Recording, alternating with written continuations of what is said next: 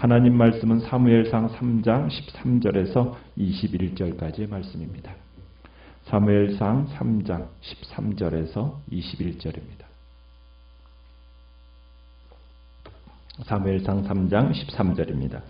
내가 그의 집을 영원토록 심판하겠다고 그에게 말한 것은 그가 아는 죄악 때문이니 이는 그가 자기 아들들이 저주를 자청하되 금하지 아니하였음이니라.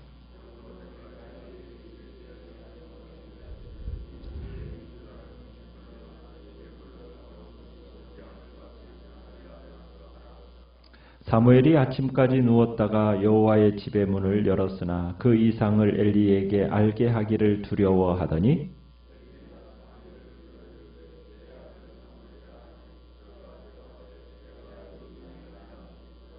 이르되 내게 무엇을 말씀하셨느냐? 청하노니 내게 숨기지 말라. 내게 말씀하신 모든 것을 하나라도 숨기면 하나님이 내게 벌을 내리시고 또 내리시기를 원하노라 하는지라.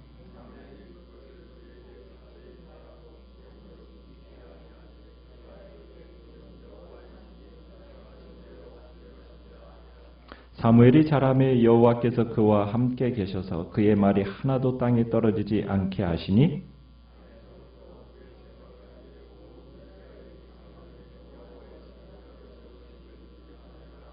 같이 읽습니다. 여호와께서 실로에서 다시 나타나시되 여호와께서 실로에서 여호와의 말씀으로 사무엘에게 자기를 나타내시니라. 아멘. 오늘 말씀의 제목은 저주를 자청한 사람들이라는 제목으로 말씀을 나눕니다. 하나님의 부르심을 듣고 세 차례나 자신에게 달려온 이 사무엘에게 경험 많은 엘리가 이제 다음에 하나님이 부르시면 이렇게 대답하라 하면서 할 말을 가르쳐 주었습니다. 자신의 이름을 부르시는 이가 하나님이시라는 것을 사무엘이 깨닫게 된 거죠. 이 어린 사무엘이 이제 스승인 엘리가 가르쳐준 대로 이제 순종하면서 겸손하게 반응을 합니다. 사무엘이 엘리 제사장이 가르침대로 행하니까 하나님의 말씀이 이제 사무엘에게 임하게 되었어요. 자, 하나님께서 사무엘에게 주신 말씀은 어떤 내용이었습니까? 3장 13절부터 14절에 이제 사무엘에게 주신 말씀의 내용이 나오는데 이 내용은요, 이미 사무엘상 2장 27절에서 36절에 이미 하나님이 이미 엘리에게 주셨어요. 누구를 통해서 주셨습니까? 이름을 알 수 없는 하나님의 사람을 통해서 제사장 엘리의 집안에 대한 예언을 이미 하신 것을 지금 사무엘을 통해서 재확인시키고 있는 것뿐입니다. 그러니까 하나님께서는 이미 미리 경고의 말씀을 엘리에게 주셨다는 얘기입니다. 자, 그런데 엘리가 이 미리 주어진 이 경고의 말씀을 어떻게 했어요? 흘려보낸 겁니다. 귀담아 듣지 않은 거예요. 그러니까 하나님께서 또다시 사무엘을 통해서, 어린 사무엘을 통해서 말씀을 주고 계시는 거예요. 또 하나님은 말씀하시기 전에 하나님이 사무엘을 부르고 계시다라는 것을 또한 엘리에게도 알게 하셨어요. 그리고 사무엘을 통해서 하나님이 엘리 자신에게 주시는 경고의 말씀을 듣게 하셨어요.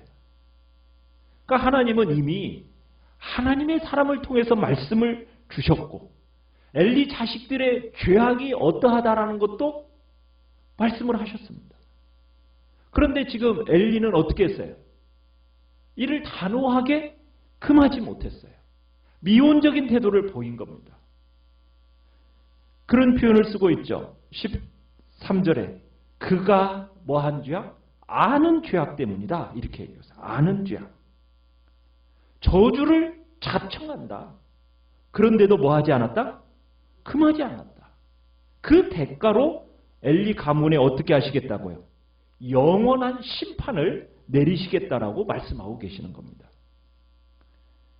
여러분, 엘리 제사장이 왜 하나님께 용서받지 못하고 버림받을 수밖에 없겠는 이 경지에 이르게 되었습니까? 이유가 뭡니까? 일이 이렇게 된 게 뭐예요?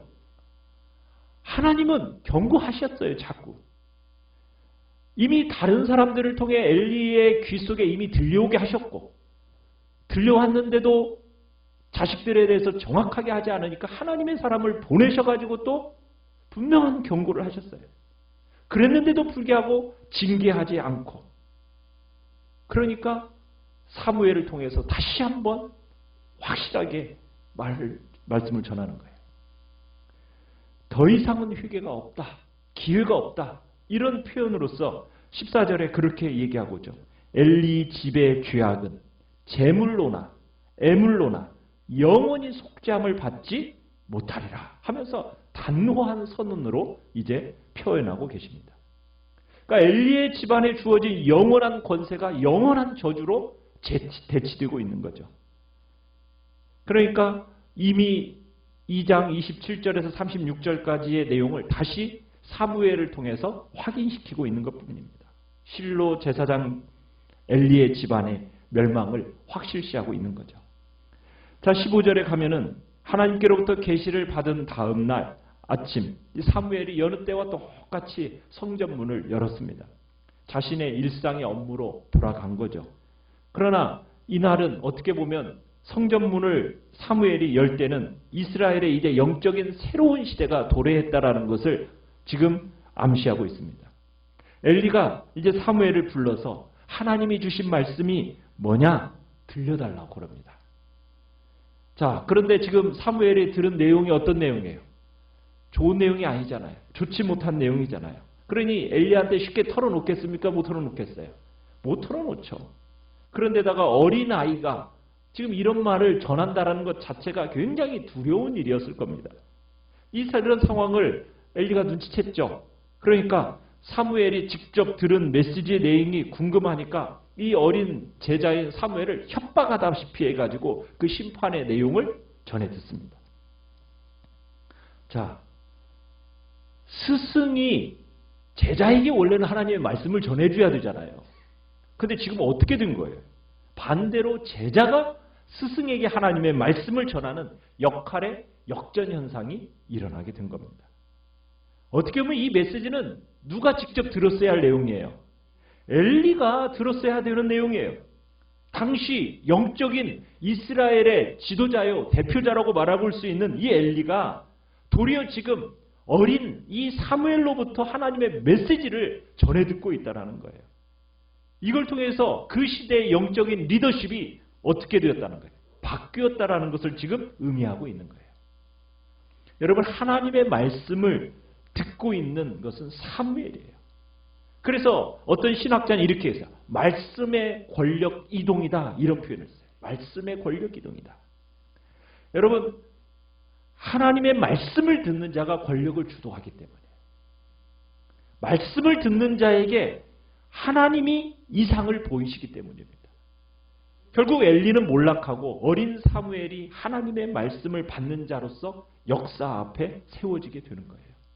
그리고 사무엘은 몰락해가는 이스라엘을 이제 꿈결같이 다시 일으켜 세우게 됩니다. 자, 하나님의 말씀을 듣는 엘리. 자, 반응을 어떻게 보이고 있습니까? 18절에 가보니까 반응을 어떻게 보이고 있어요? 준엄한 심판의 메시지를 들었어요.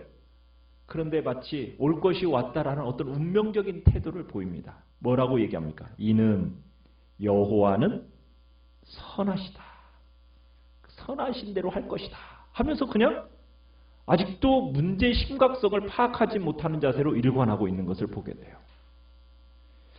참 엘리 집의 이 죄악, 아는 죄악입니다. 저주를 자청하는 죄악이에요.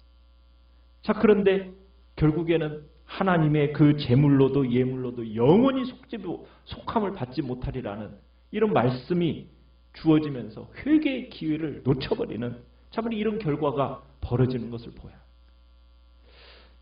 여러분, 하나님은 어떤 분이십니까? 하나님은 노하기를 더디하시고 인자가 끝이 없는 분이세요. 그렇지만 하나님은 또 어떤 분이십니까? 공의로우신 분이십니다. 하나님은 죄에 대해서 결코 묵인하지 않으십니다. 죄는 반드시 충돌하고 지나가시는 것이 하나님의 속성이에요. 회개의 기회가 있었습니까? 없었습니까? 있었어요. 아들들을 돌이킬 수 있는 시간이 있었습니까? 있었죠. 많았습니다. 그런데 그 시간들을 어떻게 했어요? 그냥 흘려보낸 거예요. 죄를 방치한 겁니다. 돌이킬 수 없는 결과를 스스로 자초하게 된 거예요. 여러분, 우리가 하나님의 인자심만을 생각하다가 죄 짓는 것을 너무 쉽게 여기고 방치하게 되면 여러분, 그건 하나님의 백성의 모습이 아닌 거예요. 하나님께서 죄를 딱 지적을 하시면 어떻게 해야 돼요? 그게 회개의 기회가 주어진 줄 알고 그 기회를 붙들어야죠. 그 기회를 놓치지 말아야죠. 죄를 토설하고 하나님 앞에 용서함을 구해야죠. 그 일이 우리의 삶에 있어야 주님의 그 용서함이 나타나는 거 아니겠습니까? 우리가 지속적으로 우리 자신을 하나님 앞에서 자꾸 돌아보는 영성 생활을 해야 돼요. 그래야 그 일이 자리 잡힐 때 우리의 죄가 보여지고 하나님 앞에 회개하면서 우리가 주님 앞에서 정결하고 깨끗하게 되는 겁니다. 우리는 평생 이 지속적인 우리의 이 회개의 삶을 경주하듯이 살아가야 되는 겁니다. 우리는 절대로 회개의 기회를 저버리는 어리석음이 우리 안에 없기를 바라요. 하나님께서 깨닫게 하시는 죄악이 있다면 우리는 그거 빨리 주님 앞에 나아가 토설하고 우리의 모든 죄와 허물을 용서받는 그런 복된 자리에서 아름다운 죄악의 씻음의 역사들을 경험하시기를 간절히 바랍니다. 자, 3장 시작할 때 시작은 어떻게 시작이 됐죠? 여호와의 말씀이 희귀했다. 이상도 흔히 보이지 않았다. 이렇게 3장 1절에 시작이 됐어요. 자, 그런데 이제 11절에서 하나님의 말씀이 누구에게 임했습니까? 사무엘에게 임했어요. 자, 그러더니 이제 19절에서부터는 이제 그 여호와 하나님이 누구와 함께 하셨다라고 기록하고 있습니까? 사무엘과 함께 하셨다. 이렇게 기록하고 있어요. 이제 어떻게 보면은 그의 탄생이 잉태치 못한 여인에게 새로운 생명을 가져다 줬던 것처럼 이제는 그의 존재가 영적 황무지인 이 이스라엘에게 말씀의 오아시스를 선사하는 그런 복된 통로로서 이 사무엘이 쓰임받게 된다는 것을 우리가 보게 됩니다. 그리고는 이 사무엘이 여호와께서 세우신 선지자라는 것이 진정한 선지자라는 것을 입증하는 세 가지 요소가 보여지는데 19절에서 보면 여호와께서 첫 번째로는 하나님께서 사무엘과 함께 하셨다. 사무엘이 영적 육적으로 이렇게 성장해 가고 있었어요. 삶의 모든 영역에서 누구의 보살핌과 지도 아래 있게 된 겁니까? 하나님의 보살핌과 지도 아래 있게 된 거예요. 여호와께서 사무엘과 함께 하시니까 어떤 일이 일어나게 되었습니까? 그의 말이 사무엘의 그 모든 예언이 하나도 땅에 떨어지지 않았다라고 기록하고 있어요. 그러니까 하나님의 여러분 모든 증인에게 있어서 영원히 적용되는 진리는 뭐냐? 여러분 개인적인 거룩함과 말씀의 진실함은 우리 참된 그리스도인들의 삶에서 명확하게 드러나면서 가장 설득력 있는 전도의 도구가 된다는 거예요. 두 번째로는 20절에 사무엘이 선지자의 소명을 받은 것이 누구에게 확인되었습니까? 주의 모든 백성들에게 확인이 되어졌습니다. 어디서부터 어디까지? 단에서부터 브엘세바까지. 여러분 단에서부터 브엘세바 하면 어디서부터 어디까지라고 얘기가 되어집니까? 단은 이스라엘의 북쪽이에요. 최북단입니다. 브엘세바는요. 이스라엘의 최남단입니다. 그러니까 이스라엘 북쪽에서부터 이스라엘 남쪽 모든 온 이스라엘 백성들이 사무엘은 어떤 사람이다? 여호와의 선지자로 세우심을 받았다라는 것을 알게 되었다는 얘기입니다. 여러분 지금은 사사시대예요. 이 당시 사사들은요. 온 이스라엘 다스리지 않았습니다. 각 지파, 제한된 지역 거기에서만 통치하고 군림을 했었는데 지금 이와 대조적으로 사무엘은 어떻다고요? 이스라엘 전 영토에서 선지자로 인정받고 있는 겁니다. 모든 하나님의 백성이 지금 여호와께서 다시 한번 이스라엘 가운데 역사하시기 시작했다라는 것을 깨닫게 되었는데 누구를 통해서? 사무엘을 통해서. 참으로 하나님의 사역의 도구가 사무엘이라는 사실을 모든 백성들이 인정하게 된 겁니다. 21절에 가보면은 하나님의 말씀이 축복으로 내려집니다. 지금까지는 이스라엘 백성들이 하나님의 말씀이 어떻게 됐었어요? 고갈됐었습니다. 말씀이 희귀했고 이상이 흔히 보이지 않았는데 이제 하나님의 임재가 이제 풍성하게 실로에 나타나더니 이제 사무엘을 통해서 온 이스라엘 백성들에게 하나님의 말씀이 풍성하게 흘러가는 복된 통로로서 쓰임받게 되었다라는 거예요. 여러분, 이 시대를 주도권 있게 움직이는 교회는 어떤 교회이겠습니까? 말씀의 주도권을 가진 교회입니다. 그 교회가 그 시대 앞에 쓰임을 받는 거예요.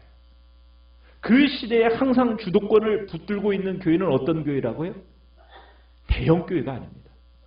하나님의 말씀이 올바르게 선포가 되어지고 그 말씀이 올바르게 흘러가는 교회가 쓰임받는 교회가 되는 거예요. 이 시대와 이 민족, 전 세계와 열방 가운데 쓰임받는 교회는 어떤 교회라고요? 한 성도 한 성도가 하나님의 말씀을 붙들고 들은 말씀, 본 말씀, 열린 말씀 그 붙들고 여러분 그 말씀들을 살아내는 교회가 쓰임받게 되는 거예요. 우리의 눈이 어두워지면 안 됩니다. 우리의 눈이 열려야 돼요. 열려진 하나님의 말씀이 보여져야 되고 그 말씀이 봉인된 말씀이 되어서는 안 됩니다. 말씀이 내 심령 안에, 내 영혼 안에 흘러 들어와야 되고 그 흘러 들어오는 말씀이 우리를 통해서 흘러갈 때 이 시대를 변화시키고 그 시대가 다시 살아나는 복된 역사가 나타나게 된다는 겁니다. 우리의 다음 세대를 위해서 기도할 때도 마찬가지입니다. 열려진 말씀들이 그 어린 아이들의 심령 속에 들려지고 보여지게 해달라고. 그래야 그 아이들이 쓰임받고 이 시대를 움직여 나가는 그런 존재로서 하나님 앞에 나타나게 된다는 얘기입니다.